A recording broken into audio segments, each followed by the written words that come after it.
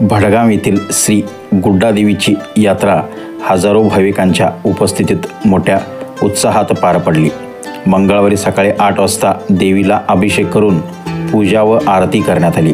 त्यानंतर भाविकांना दर्शनासाठी मंदिर खुले करण्यात आले। यात्रेसाठी भडगाव व गडिंग्लज परिसरातील हजारो भाविक डोंगरावर दाखल झाले होते।